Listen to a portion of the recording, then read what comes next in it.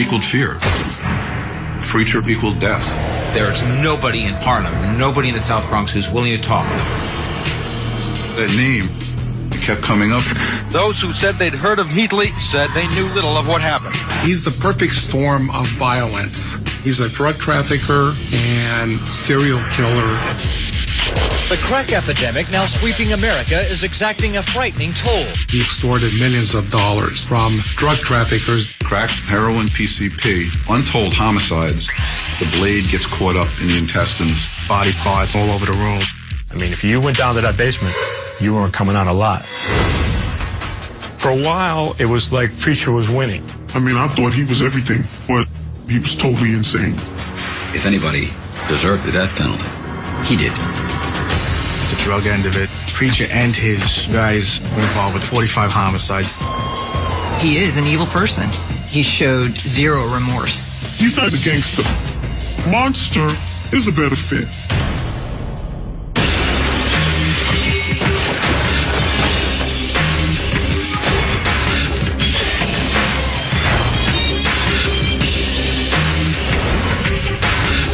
Now on Gangsters.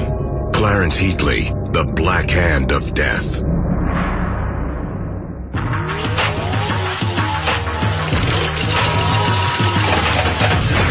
In the game, life and death is a roll of the dice, with the highest of stakes hanging in the balance.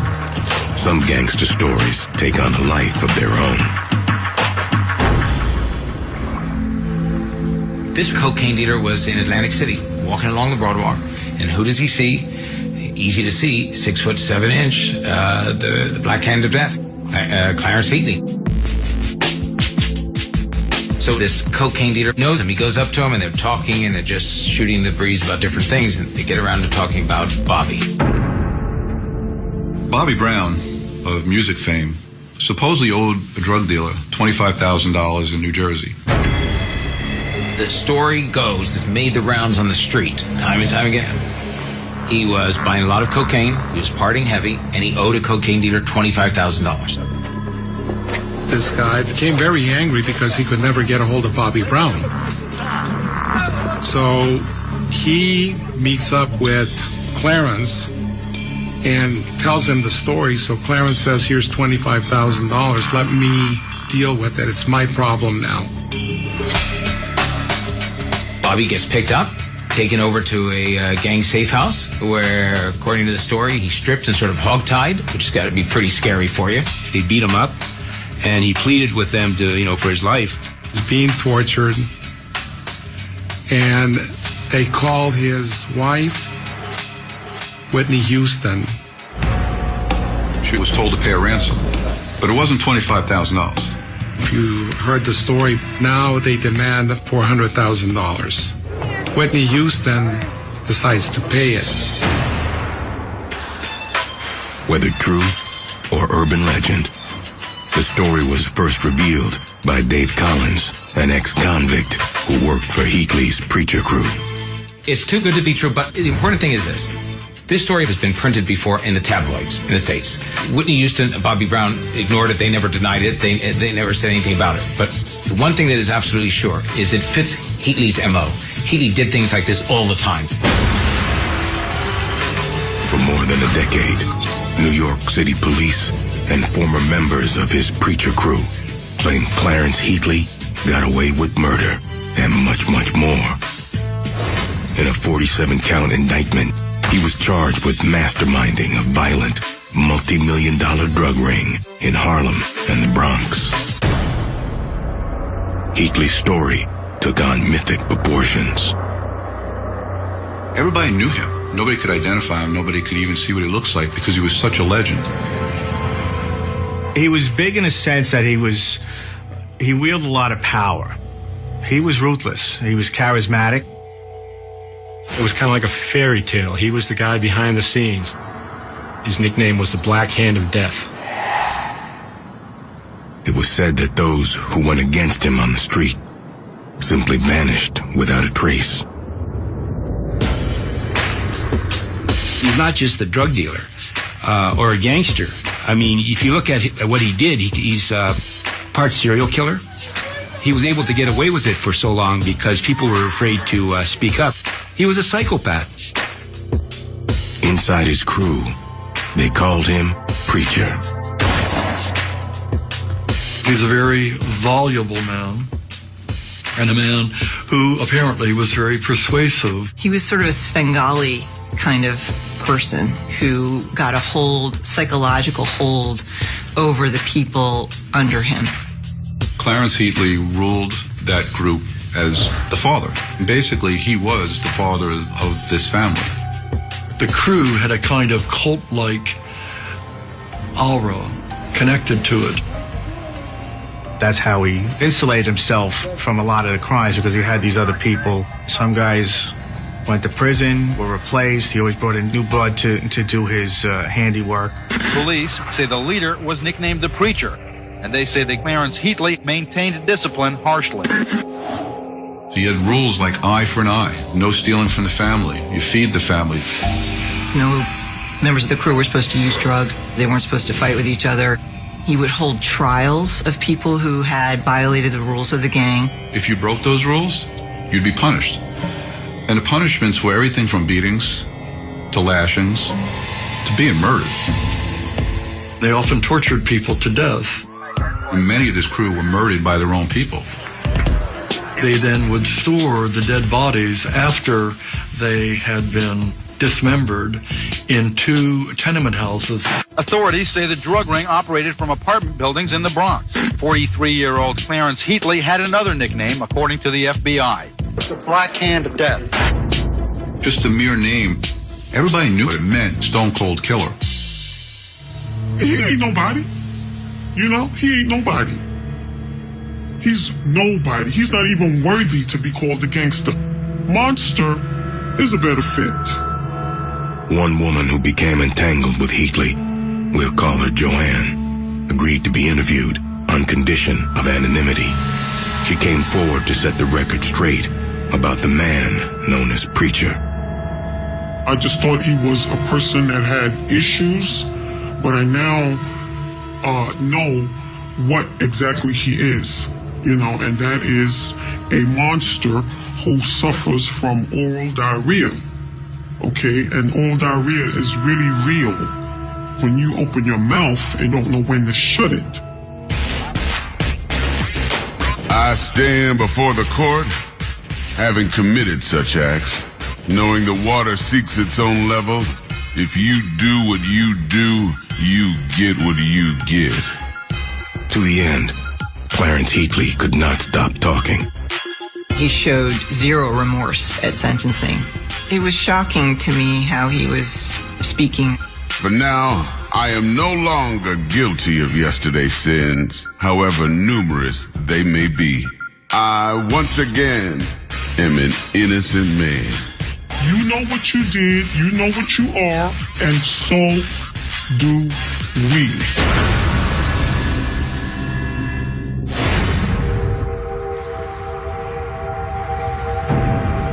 This is 144th and 8th Avenue, which was a big drug location for years. And it was a mainstay of Preacher and his group and extorting some of the drug dealers, local drug dealers on these blocks. Detective Benny Flynn was wary of Preacher, a Harlem gangster named Clarence Heatley, from the earliest days of his career. The first time I heard the name Clarence Heatley, I was transferred from the Bronx to Manhattan North Narcotics in January '86. And they told us if we're out in the street to be careful. There's a guy named Preacher that is driving a black Mercedes. By that time, Preacher was already a legend. The reports we were getting, Preacher believed that anything that he wanted, he would just take. For example, if a ruthless crack dealer was driving a brand new Mercedes with spoke wheels and he wanted it, he would just take it from him. And because of his reputation, the crack dealer wouldn't do anything. The people they saw this happening to were violent people themselves. He had quite a reputation of being a stone cold killer, and you didn't want to cross him. We had numerous reports from shop owners up in Harlem that Preacher would just walk into bodegas and just go over to the till and take all the money.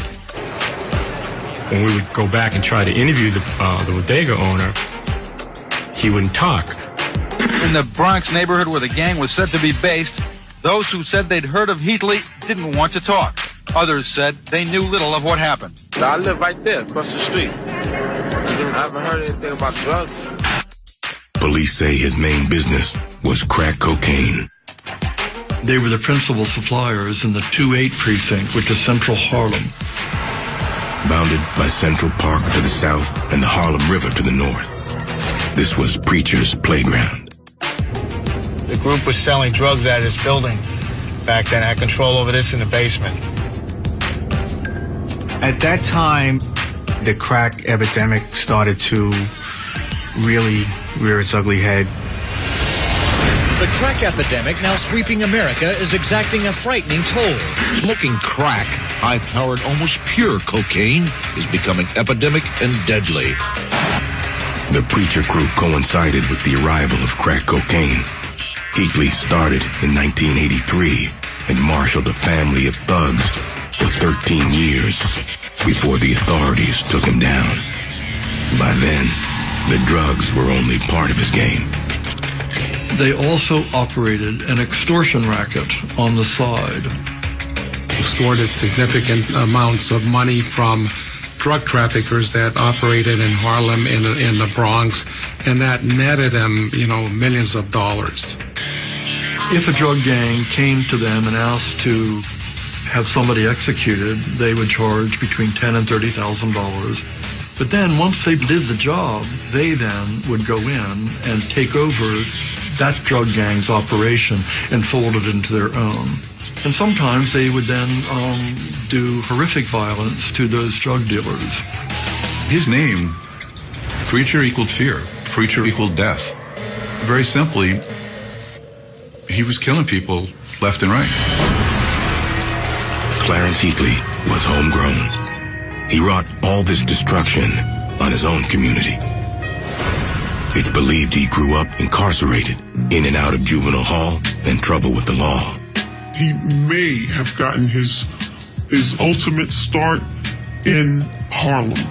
That's what I believe. For a guy with a third-grade education and not too good-looking, because he's not a handsome person at all, I can see that now.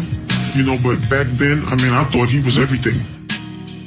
Joanne first met Preacher in the mid-1980s while visiting an inmate at Sing Sing in upstate New York. The person that I was visiting knew him and introduced us. Fixed it so that Heatley would be able to drive me home that day. He hit on me directly in the car that day, that evening, It's alleged that he owned a building in central Harlem and that he wanted to buy the Dunbar Apartments with his newfound wealth. Built by John D. Rockefeller, they're a national landmark, the first large cooperative built for African Americans. W.E.B. Du Bois, Paul Robeson, and Bojangles Robinson all were former tenants at the Dunbar. I asked him, where was the money coming from? I'm a businessman. That was his answer. He didn't come right out and say what he did for a living. He had a very nice car, a really nice smile. But other than that, he was just an average guy. Authorities believe he was, in fact, extraordinary. I think he maybe brought it to a new level with some of the violence that occurred over the years. He started with Donnell Porter's kidnapping. Police say he took his extortion racket to another level in December 1989. A 12-year-old boy named Donnell Porter disappeared. His big brother was a rival drug dealer named Richie Porter. Richie Porter, at the time, had become one of the top, kilo sellers in Harlem, him and Alpo Martinez. It was rumored they were getting shipments of anywhere between 50 and 100 kilos at a time. In the Preacher crew, there was a crew member named Johnny Porter. Johnny was the uncle of Richie Porter. Preacher was mad that Porter was a big-time drug dealer, and he had a lot of flash. I mean, he was well-known in the community. When young kids are driving around with, expensive cars, throwing a lot of cash around, he was gonna, get his.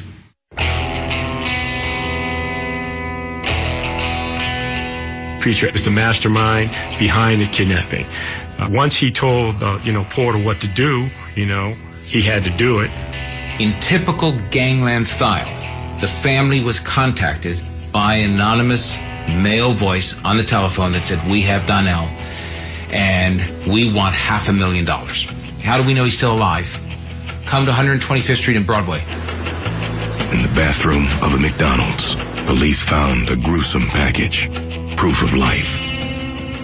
Inside a bathroom taped to a cup underneath the sink was the small right index finger of Donnell, and a tape of him being afraid, saying, "Mommy, they cut off my finger. I don't know what to do." In the meantime, Richie Porter did get the money together, but he was killed himself. Richie Porter was killed by his own partner, Alpo Martinez, over a business dispute. His body was found dumped in Orchard Beach. Without Richie Porter, they don't have money. So Donnell is useless to them. So they killed him. They realized after a while that he had seen their face and they weren't going to be able to let him go. The boy's body was found dismembered in trash bags. In Orchard Beach, where Richie Porter's remains were also discovered. That's horrific. That's evil. That's not normal. I mean, even for this crew, that's not normal.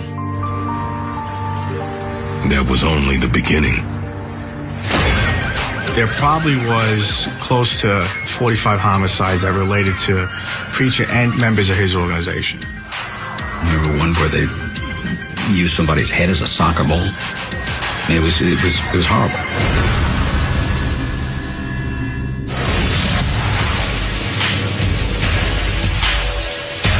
By the late 1980s, on the streets of New York, a one-word name struck fear in the hearts of residents, criminals, and even the authorities to a certain extent. Preacher.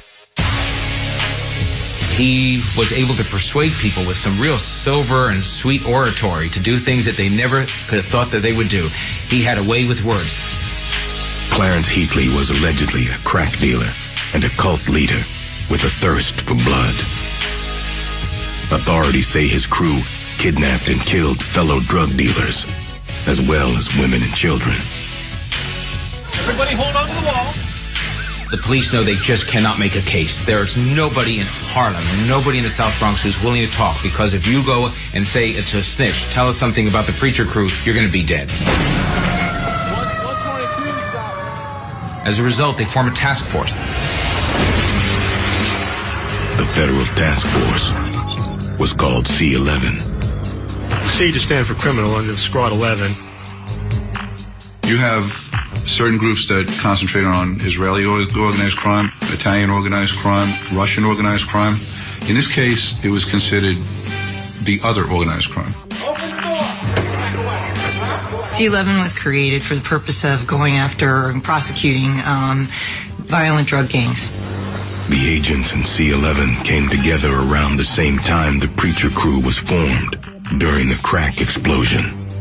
The Drug Enforcement Administration says crack is cropping up in big city ghettos like those in New York, sold behind storefronts called crack houses. There were a dozen FBI agents matched up with a dozen officers from the NYPD. We also had 3 IRS agents, and we had 3 DA agents. You take the locals, myself, with the street knowledge and the informants, and you take the weight of the federal government and the mandatory sentencing laws, and you bring the case to fruition. In the early 90s, that task force has one goal: go after the Preacher crew.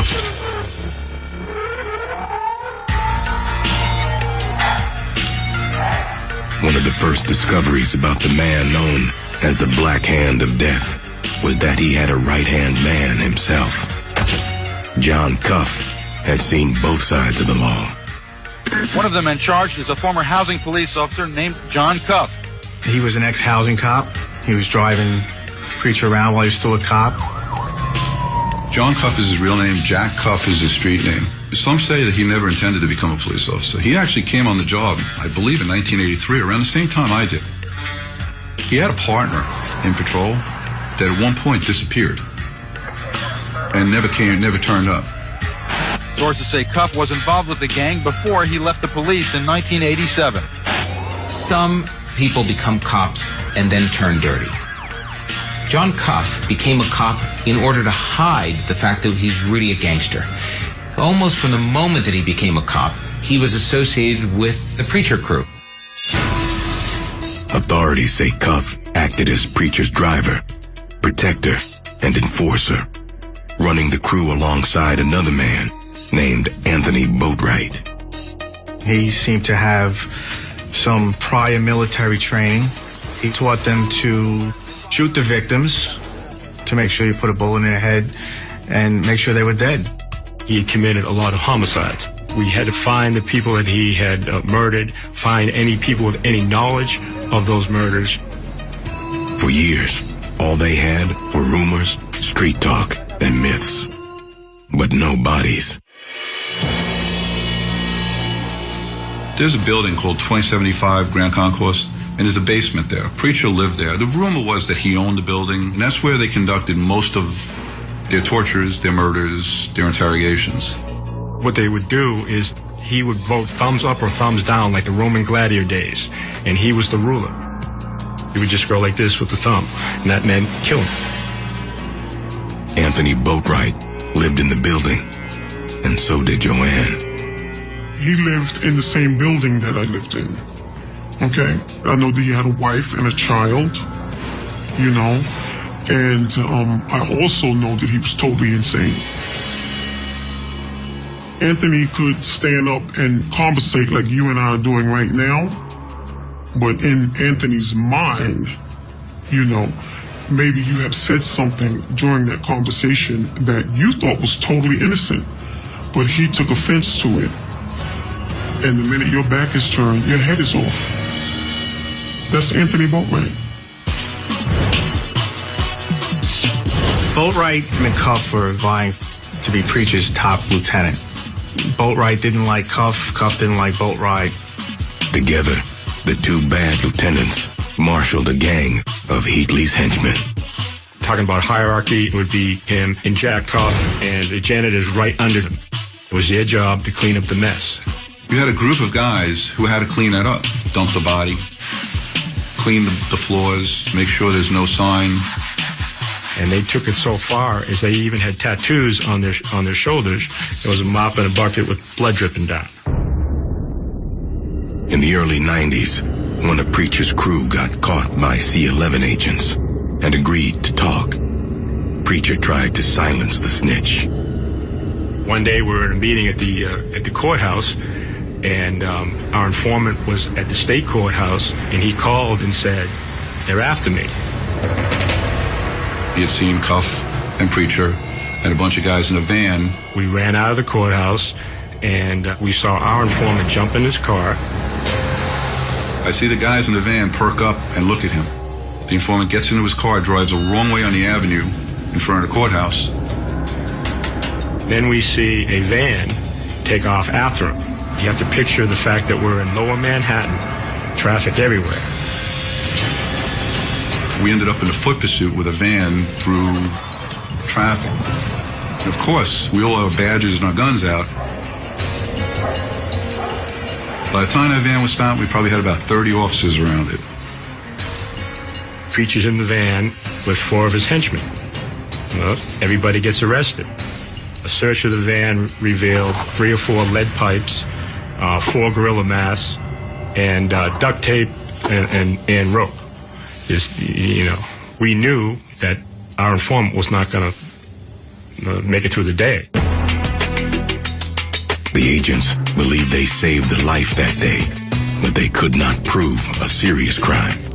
So Preacher beats this case, and he gets out and he's back out on the street. But he knew then that he was wanted by the federal government. I think Preacher actually enjoyed, believe it or not, the attention of the federal government. because to him it elevates his stature, because he's that important that the FBI is looking at me. He would always be like, they're coming after me. I can feel them. I know they're there.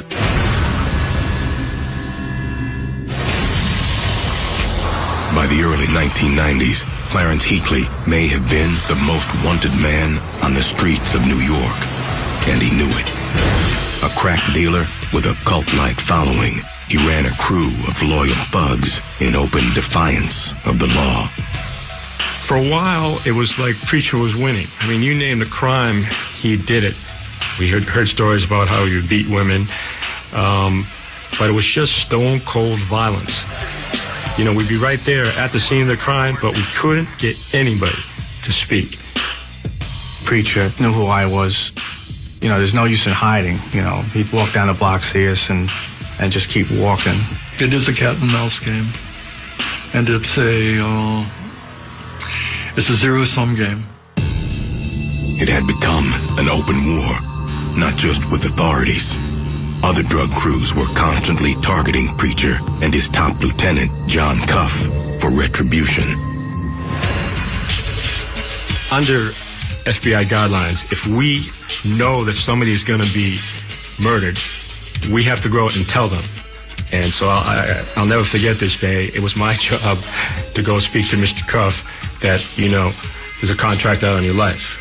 You know, pulled up to Harlem right outside of the place where they sell their crack cocaine. And I actually went out, took my shield out of my pocket, and I started to speak. And he says, I know who you are. And I said, listen, John, I'm just here to tell you something. There's a contract out in your life, you know, that they want you dead. And he looked at me and he just laughed and he said, everybody wants me dead. And he walked away. The C-11 Task Force, a group comprised of local detectives and federal agents, began tracking a litany of crimes believed to be tied in some way to the Preacher crew. By the time I finished with the flowchart, it was huge. And it spanned from 155th Street down to just about 125th Street. It covered everything from heroin to PCP, untold homicides, untold violence. There probably was close to 45 homicides that related to Preacher and his members of his organization. Authorities were clear about who they were after: Preacher and his top two lieutenants, a former housing cop named John Cuff, the ex-military man, Anthony Boatwright. Anyone caught was offered written agreements of leniency in return for testimony. The rules that we had with these individuals were, tell us what you did, be perfectly honest, and if we ever catch you lying, the agreement gets ripped up. Heatley had such a hold on his crew. Hard time was often not a deterrent. I ripped up an agreement in front of one of the most notorious killers in Harlem, and he went away for life. The agents began to understand the hard choice facing anyone they arrested: life in prison or death on the street. There was a fellow who was arrested on a federal gun charge. The C-11 guys knew who he was, and they suggested that we sit down and talk to him and try to flip him. He was a heroin addict who had been on the street. I mean, he was literally a mess. But he had significant information about Clarence Heatley, and that was clearly the turning point. He was able to identify for us the various members of the gang and the Grand Concourse in Harlem. He identified the basement of the building as a killing room. Armed with names and a location, they began targeting other members of the Preacher crew for corroboration. That led us to charging Clarence Heatley, John Cuff, and two others in the gang on a double homicide.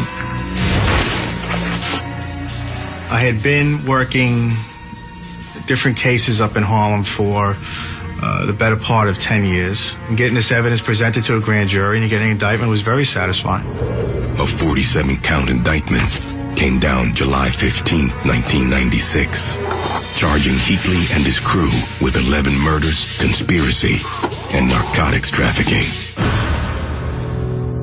We hadn't seen him in a while. So we had to find him. We had a number of different places that we were going to set up on. We sent different groups to different locations to sit in these locations, and we figured it might take a couple of days to locate him. And within a few minutes of the two detectives sitting up on the concourse location, Preacher came walking out. They picked up John Cuff, the former housing cop, the same day. But they were too late to capture Preacher's other lieutenant, Anthony Boatwright. They learned the story from those arrested. Both were vying for, to be Preacher's top lieutenant. Both were telling Preacher we have to get rid of the other guy. I guess Preacher decided that he'd go with Cuff. Cuff was his man. So they lured Boatwright up to the Bronx on the premise that they were going to kill Cuff. They had a beer or so, and then they went down to the basement. I mean, if you went down to that basement, you weren't coming out alive. Boatwright thought that Jack Cuff was going to be killed. Supposedly, he was pretty jovial when he got to the basement, and he turned up the radio, bent over to turn up the radio, and was shot in the head. At that point, authorities say the janitors went to work. Boatwright was murdered in the basement of the building behind me. They say his body was dismembered, his head and his arms were burned, and then discarded. They decided to cut up the body and dispose of the parts. Another cooperator who was there at the time grabbed a circular saw and decided to cut the body starting in the middle. What happens is the blade gets caught up in the intestines, and it's just worthless. They spit all the blood and body parts and intestines all over people and all over the room in the basement. Preacher was very careful. He would wash down the floor with acetone and wiped everything down. But even though they washed the walls, there'd be still remnants of the blood. A couple of years later, the FBI evidence team went down and sprayed luminol in the basement. The walls lit up. It was absolutely incredible. In all, 18 people were indicted and arrested, including Joanne. In the end, when it all came down and I realized what I had gotten myself into by associating myself with this man, that's the first time I really learned the meaning of RICO. The federal government charged Preacher with running a continuing criminal enterprise under the Racketeer Influenced and Corrupt Organizations Act. RICO statutes are wonderful when it comes to these type of investigations, because you will have bit players that are there but never actually pull the trigger. When you pull them in and you're telling them they're being charged with everything this organization did, they're going to cooperate. We learned about an awful lot of murders very quickly. We would get a description of the murder, and then the detectives would go out and find the homicide file, and then we'd see the photos, and, it's pretty grisly business. When Joe Walsh came to my apartment that morning and arrested me, I said to him, "You have the wrong person. That's not me." And all of my children were standing right there looking. And I said to my kids when I left, I think that was a Thursday, I said, "I'll be back this evening." That was November 1996. I didn't see them again until May 2000. The U.S. Attorney's Office announced that they would be seeking the death penalty against Heatley and Cuff for their crimes. Preacher, being the head of this organization, is responsible for everything that his organization does, whether he's there or not. He's responsible for it because it's in furtherance of the criminal enterprise. But the man known as Preacher was not about to go quietly to the gallows. I remember getting a call from Detective Flynn, who told me that Heatley wanted to cooperate. He was an evil person. So when I walked in the room, that's what I saw. It got to be downright bizarre in the courtroom, because this is a guy who killed people. But he was afraid of his mom hearing about it.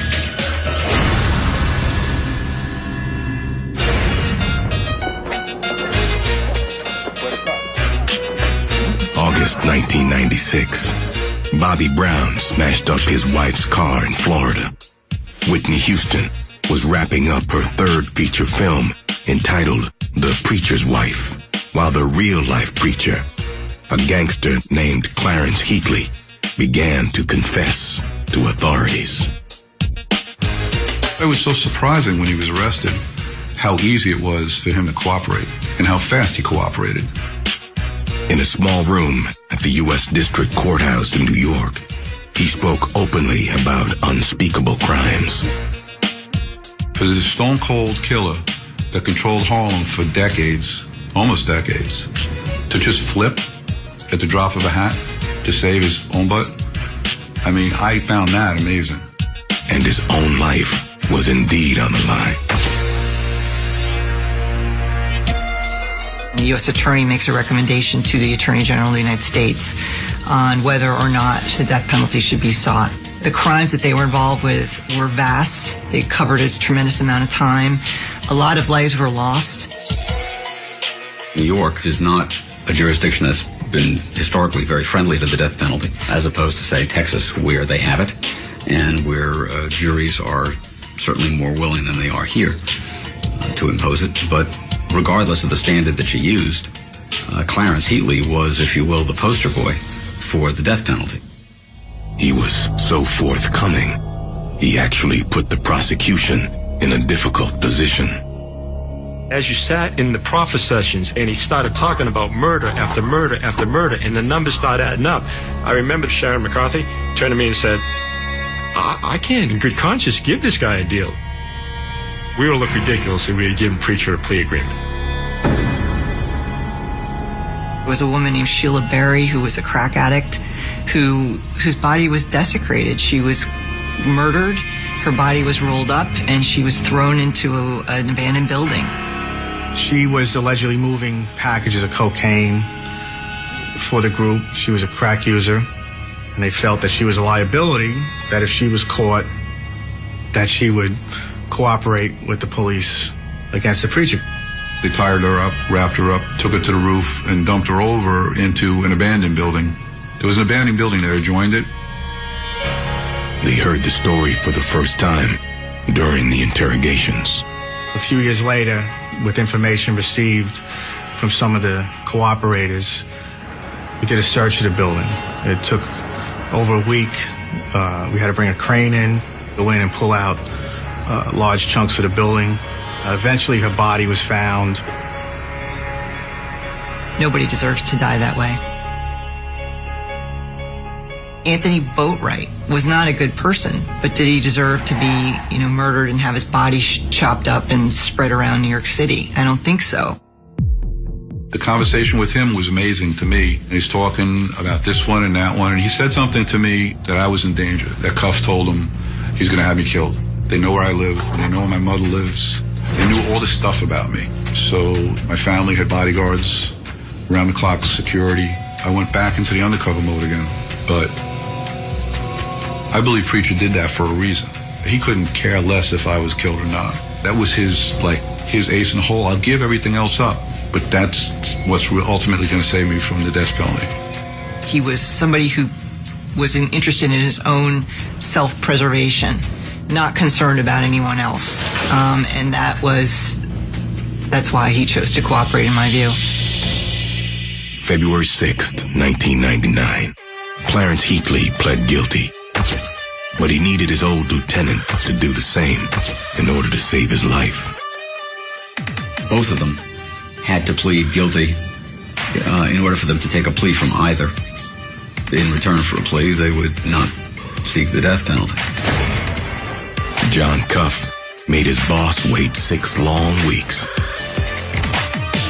In a letter intercepted by authorities, Cuff accused his boss of trying to drown him and everyone else, acknowledging that we're all expendable. In the end, Preacher and the prosecution left Cuff without a plea. On March 23rd, 1999, Cuff pled guilty. I remember in particular John Cuff's plea, where it was a crazy moment where I described what had happened during a particular homicide. I said that he had shot the victim twice in the head. And he got up and he said, I didn't shoot him, I strangled him. And that's Jack Cuff. While Cuff readily confessed to his crimes, preacher had a hard time before the judge. His mother was in the courtroom, and he didn't want her to hear what he had done. At one point, he said something like, "Oh, come on," and turned around in her direction as if to say, "Please don't make me talk about these things in front of my mother." It's just bizarre, because this is a guy who also killed people. But he was afraid of his mom hearing about it. I think for Heatley, he did not want to be the person that said he was responsible. And that's how I think he lived with himself, by not having pulled the trigger, that he was somehow absolved because he didn't put his hands on somebody. I understand that if your hand touched the gun, if you gave the nod, if you agreed, or if you were just there, then you gave the devil his due. But for the life of me, I don't understand what makes one murderer better than the other. Justice without truth. He showed zero remorse at sentencing and basically said to the court, "I stand before you an innocent man." It got to be downright bizarre because he started making very personal comments about the prosecutor, Sharon McCarthy, and they were comments directed at her as a woman. I found that if you can raise their dress as high as they raise the counts on their indictments, and if you can lower their panties as low as their ethical principles, and if you can lie as good as they can screw people. It was just particularly squalid. I read in the papers the government labeled me the Black Hand of Death. They're good at these labels. Be that as it may, and with all due respect, Your Honor, I will leave and surrender the last words to the white hands of justice. God forgive us all. He was sentenced to life plus 225 years. I had some pretty bad people in front of me. I had the Blind Sheikh in the 93 bombing, and El Said Nosser, who murdered an Israeli politician up close and was involved also in the later conspiracy. But those people are not in quite the same category as Clarence Heatley. If anybody deserved it, he did. And I certainly would not have lost any sleep imposing the death penalty. I would like to say to him, be quiet, do your time, and die. That's all you have to do. You know what you did, you know what you are, and so do we. Maybe I didn't know then, but I certainly know now. And one last thing, dude, all I would have needed is a chance. And you know what that means.